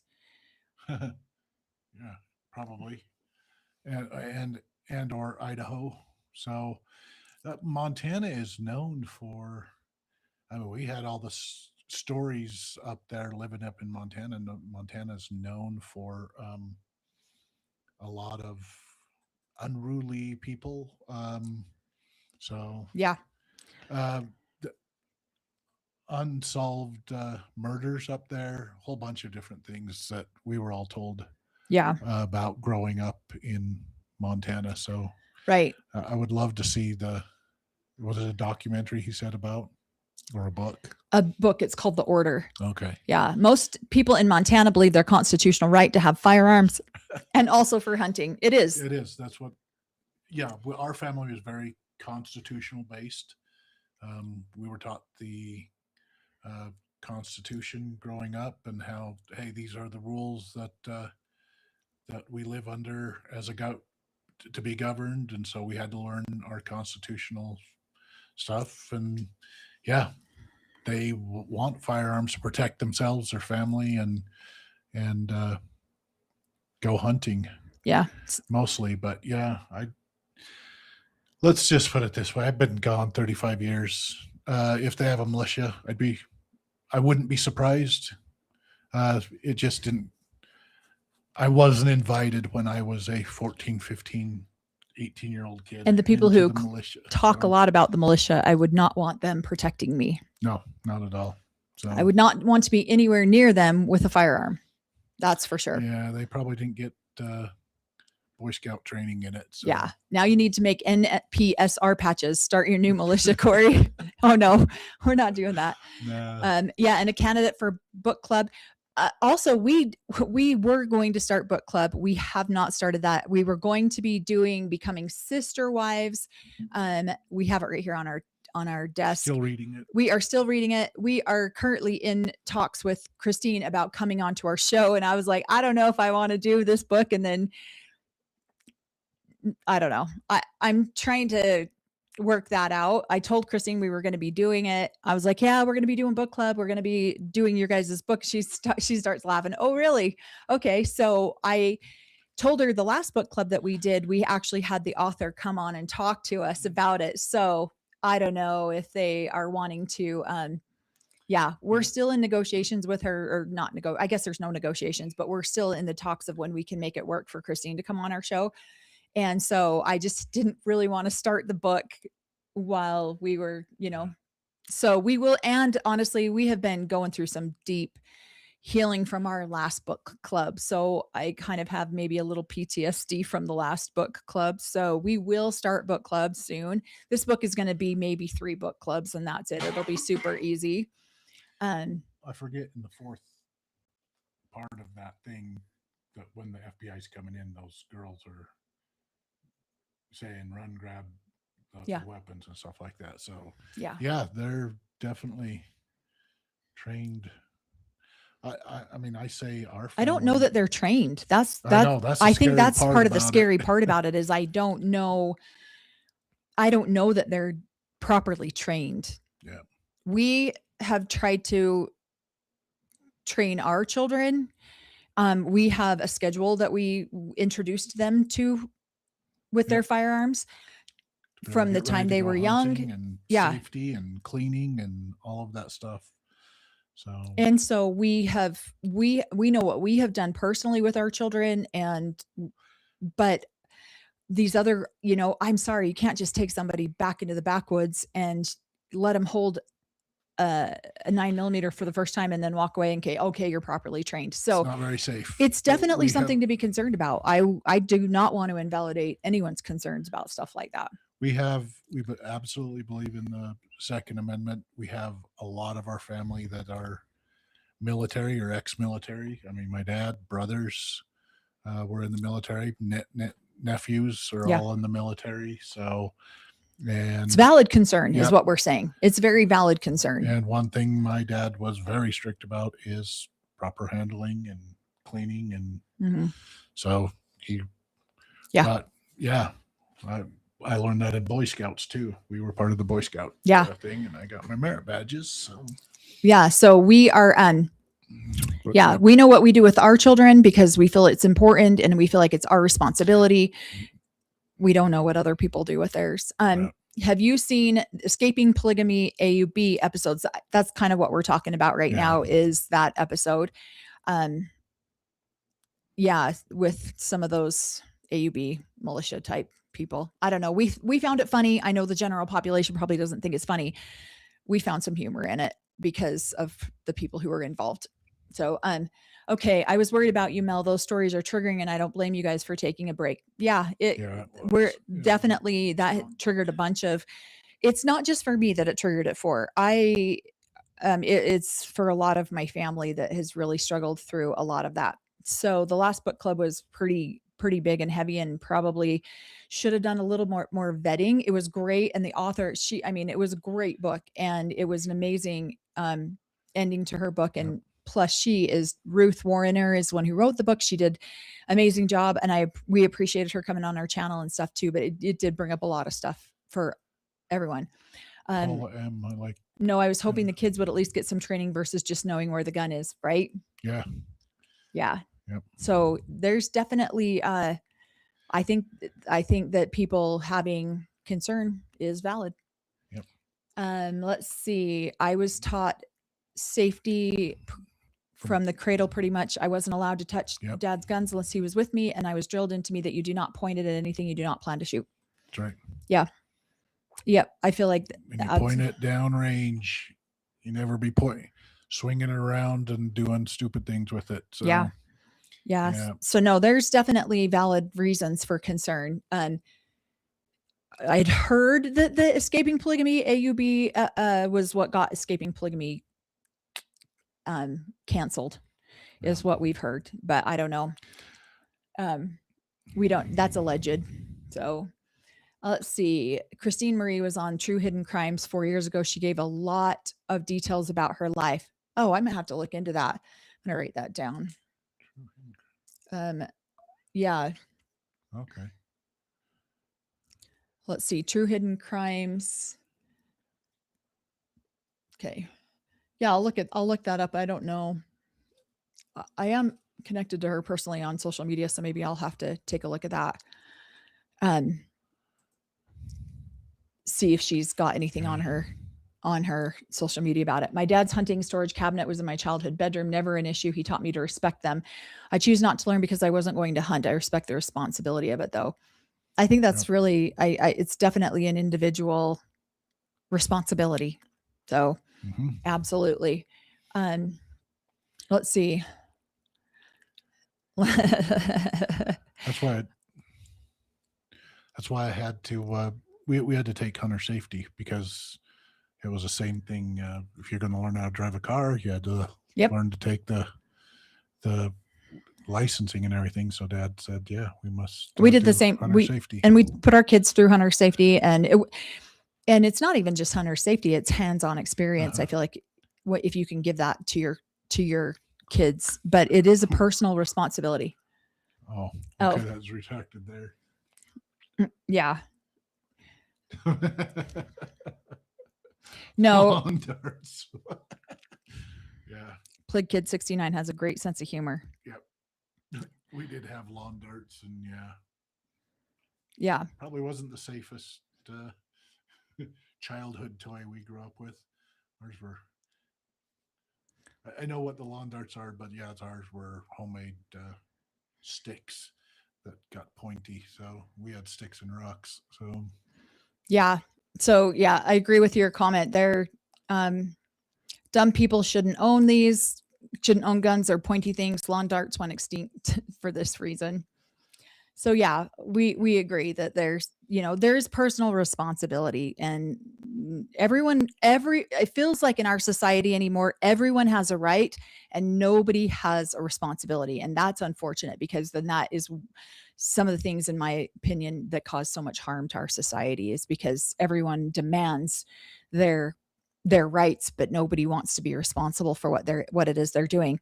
So I think that we are going to be wrapping up here pretty soon. So if you have any questions that you wanted to make sure you asked us, let us know, because we're going to probably go for about another 10 minutes and then we'll wrap up. What were you saying? Why are they getting message retracted? Oh, because they're deleting them themselves. Oh, okay. They're writing it and then going, maybe I shouldn't post that. So I don't know. So yeah, Okay. another, let's see, when you have grizzlies roaming through your yard, firearms are also necessary. Yep. Very true. Very, very true. Another thing too, if you don't follow us on any of our other social medias, we are on TikTok, Instagram. I'm trying to do more, again, daily updates on Instagram, things that we're doing. I've been posting some more extra stories, some pictures. And so if you want to follow us on that as well, everything is Notes to Self 444. And then also I've been trying to screenshot some questions that people have. There was something else I was going to say about that. Oh, my ex-husband found my TikTok again, you silly, and has been making some comments on my TikTok. So that's been fun. I wanted to read to you Corey's response. Somebody had asked, if you're going to throw my shit out there, then I want to throw some of yours out there. My ex-husband says, you guys are so full of yourselves. We haven't talked in years. I miss you, brother husband. When's my next turn with her? Oh yeah, I got skipped and replaced back in 2018.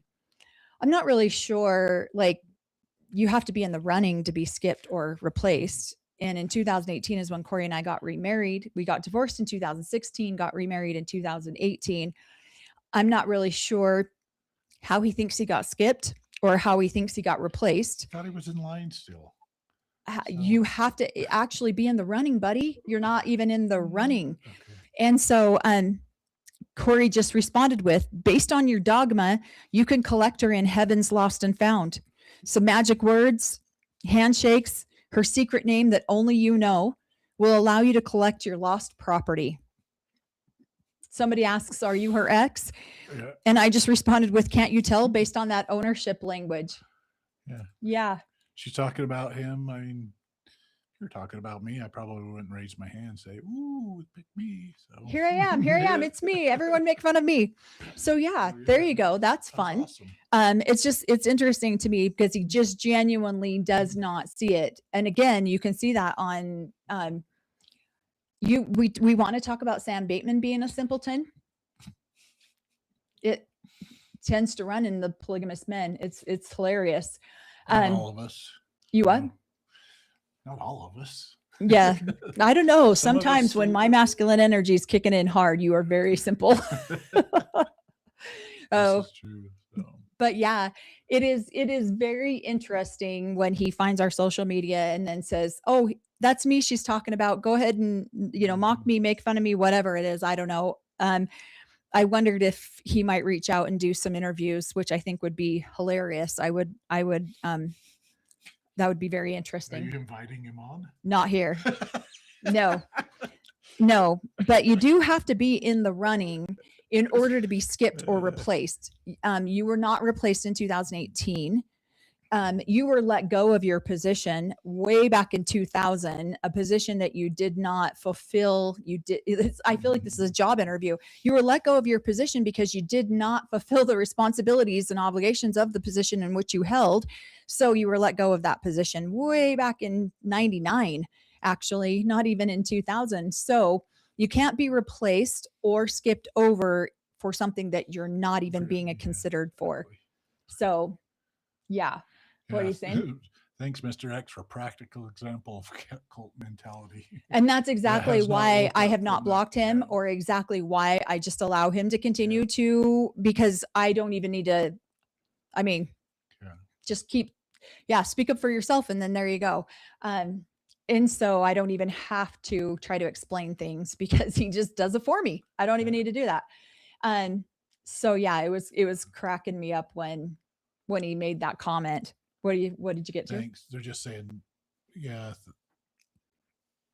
I think Catherine Perry said like and hype, so I appreciate that. Yeah. Somebody else did that before too, so yeah. Yeah. You guys. Who does that? Haunts their ex comments. So weird. Yeah, I thought it was very funny. And it's actually commented. I'm trying to remember what the video was. I don't remember. Maybe your ex will want to do an apology tour. Yeah, I won't sit through that. I have zero interest in entertaining that in any way, shape, or form. Yeah, your ex has a serious case of open mouth, insert foot, swallow. Yeah. Yeah, very, very much so. So we got a good laugh out of that one because I sent it to my oldest child who got a good laugh out of it as well. It was like, "Are you surprised?" I'm like, "No, not at all. Not at all." And so I thought it was hilarious because he's definitely, oh yeah, there's one of the tiny priesthood holders. Yeah. Very tiny priesthood holder. So so yeah, if anyone has TikToks, feel free to go check it out. And I think it's hilarious whenever he has come on YouTube and made a couple comments on YouTube before as well, which just cracked me up too. Cause it's like, really? I don't even have to tell the story because I don't even have to explain the type of man you are because you just do it for me. It's hilarious. Let's see. Good for you, Mel and Corey. You know exactly how to deal with your ex. We just laughed. Corey's response, I was like, oh my gosh, you better post that. No balls. Do it right now. Post it. Don't just type it up and then delete it. You got to post it. Yeah, it's better to keep your mouth shut and appear stupid than open it and remove all doubt. Yep. Yeah. Yeah. I've wondered that too. Was that him at the end of one of the lives? No, I don't think so. There's like this group of people. I reported that particular live to YouTube, and there's like a group of people that if a trigger word gets said on a live, then they instantly start spamming that live. And I think that's what happened on that particular live. There was like 4 people that came on and started spamming the live. And I think, and that's, at least that's the explanation that I got back from YouTube, was that they're trigger words that trigger him, then they just come on and start spamming. So no, he doesn't. I don't know. Maybe he'll watch this live. Maybe he won't. I have no idea. But I just found it funny. I just found it funny when he said that. I was just like, wow, the entitlement of this man. But again, does believe he still has a say and has a level of ownership, because how did he get skipped? That's the part. I maybe you could give me more clarification. How did you got skipped? To hang out with you and have a connection with you. So he, just like, she's like your aunt, your ex, they all just want to be connected with you. No, so it's amazing. No, I don't have an aunt. I don't have nothing like that. So no, I have to laugh at some of these. I have to laugh at some of these comments that we get. I think it's those ones don't ever bother us. It's the ones where I actually had, like, some of the family that has come out lately has been very hurtful. It's been very sad for me. Not hurtful about what they say. It's just sad. I'm just sad about that. And so that's been some of the stuff we've been working through too. Yeah. So, all right. I think we're about wrapping up. We have a little guy's t-ball game tonight again. Paula says if he watches this live, then he should know that we all certain that he is an idiot. His words prove that every time he comments on any of your platforms. Yeah. It is. It's very true. He's and he just cannot help himself. He's commented on several. Every comment that he says, though, gets folded. So TikTok is very particular. If you even say anything on there that they deem as like bullying or hate speech of any sort, it will get folded in the comments. And so he tends to get folded in every single comment that he makes on any of our videos. And so I just have to laugh at it. Patriarchy talk. Right. Right. And so, okay. His ownership speak. Right. And so that's why I'm like, can you not tell by the ownership language? He thinks he still owns me. Okay, Jody, thank you so much for that super chat. She says, it really bothered me when McKelty bashed Preston based on Robin and the kids. Yeah, we watched that. Yeah, it was unfortunate, huh? Well, that's all they've heard is one side. Right. So, yeah, based on all of the stories, all of the everything that they have been told since she came into the family, yeah, it's only. Thank you for bringing that up, Jody, because so when we went to Montana, my ex-husband is from Montana as well, grew up the street down from Corey. And I have always wondered what his family thought about me. Mhm. And I've always wondered how he reflected me to his family. Um, a lot of my family has stayed like they see my ex-husband ever so often. It's not like there hasn't been some level of connection there. There has. So when we just went up here for this wedding, it was interesting to me. I had a couple of sister-in-laws, ex-sister-in-laws, who came up to me and expressed such a deep amount of love and appreciation for me. And I was so grateful for that because I did not know what to expect from them. And they were so kind. It's crazy because the people who were the least kind to us while we were up there, well, to me, was my own siblings, my own family members. And so here these two ex-sister-in-laws came up to me and were just so kind to me the entire weekend we were up there, and told me how much they appreciated me and how they remembered. The one particular one was, "Thank you so much. You were so kind to me when you were married into our family."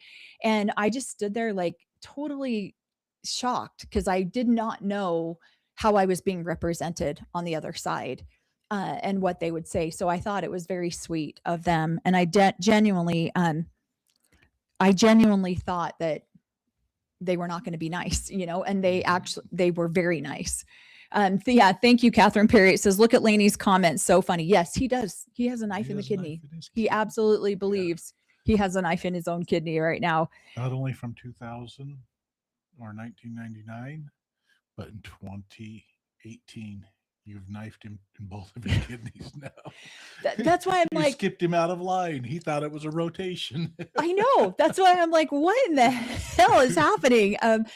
Like, we've been divorced for 18 years. You honestly think that I skipped over you? And yeah, it was absolutely blew my mind with that comment.